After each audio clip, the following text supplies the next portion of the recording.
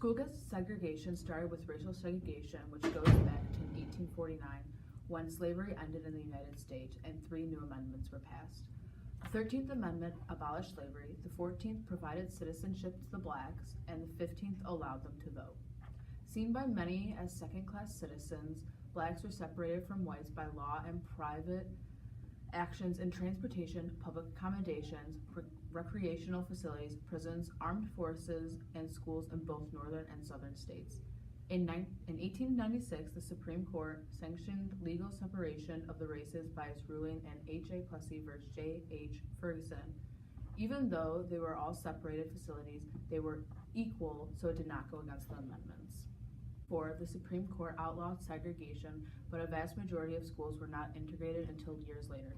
What led to this was mainly the case of Brown v. Board of Education, or also known as Brown v. Board. 3 years before the verdict of Brown v. Board was final in November of 1941, a civics class in an African-American school discussed features of an ideal school. Learning later that whites had these things in their schools, they took it upon themselves, without the help of adults, to go to the board and make changes.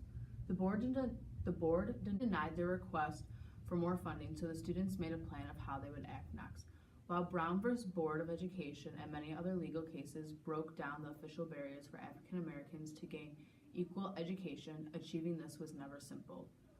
The debate continues today among policymakers, educators, and parents about how to close the achieving gap between minority and white children.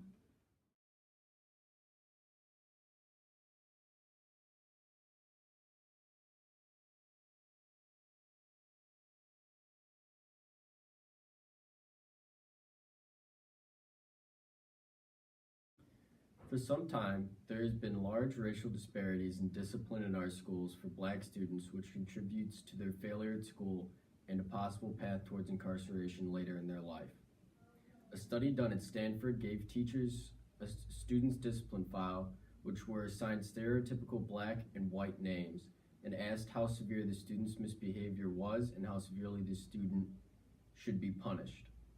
The second part of this study asked teachers more, but this time the students had 2 separate infractions.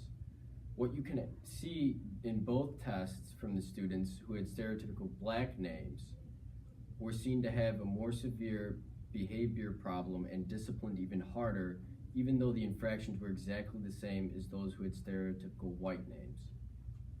The final part of this study asked the teachers as to whether or not they would suspend these students once or multiple times for these infractions.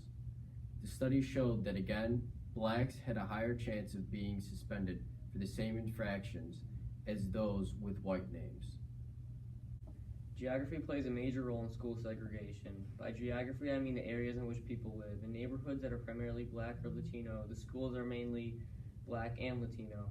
The reason for this is because most of these people are forced to go to these schools because it's the school that is in their district. Some school districts are set up this way on purpose. They make the dividing line start and end in areas where the population is primarily minorities, keeping these minority groups separated from the white communities and schools. An article by the LA Times says a 2017 poll found that while 70% of parents would like to have their child in a racially diverse school, 57% prefer proximity over diversity. That is, they would rather send their child to a less diverse school in the neighborhood than a more diverse school farther away. Only 25% think diversity would be worth the trip. It's not that these people don't want to send their kids to a more diverse school, it's that they can't. Most minority neighborhoods are also primarily poor. Many of these people cannot afford to send their kids to a better school.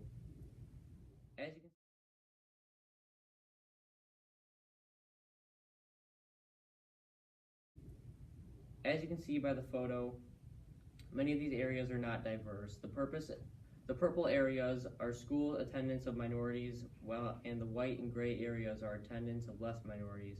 Cincinnati, for the most part, doesn't seem so bad, but when we take a look at Washington, you can see that almost all the minorities are on the right side of the map, and there are practically none on the left. This further proves that minority groups are forced to attend schools in a given area.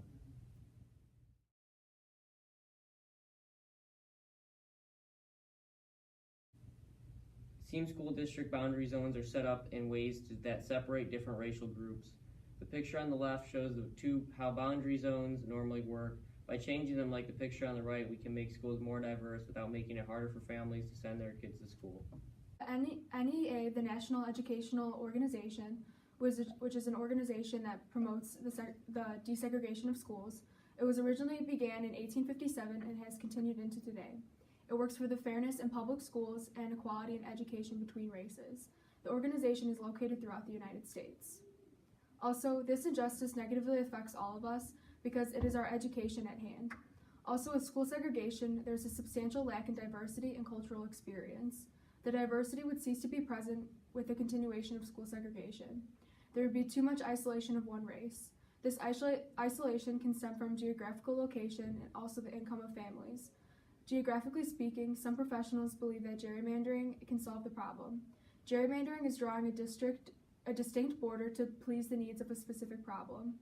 This solves the problem of segregation but creates the problems of transportation, which can be an unnecessary cost. Many families in the United States suffer from poverty and low income, especially families of color. So with the added cost of transportation, students may not be able to afford to attend their designated public school. This dilemma feeds into the cycle of poverty. With these students not being able to afford transportation for school, many will never receive the education they need for a higher paying job, thusly feeding into the cycles of poverty. Then on the screen there will also be graphs of like the level of isolationism and how it can seem very even, but then with a high level of isolation, and then schools that are uneven with a lower level of isolation, and then how income can affect the education.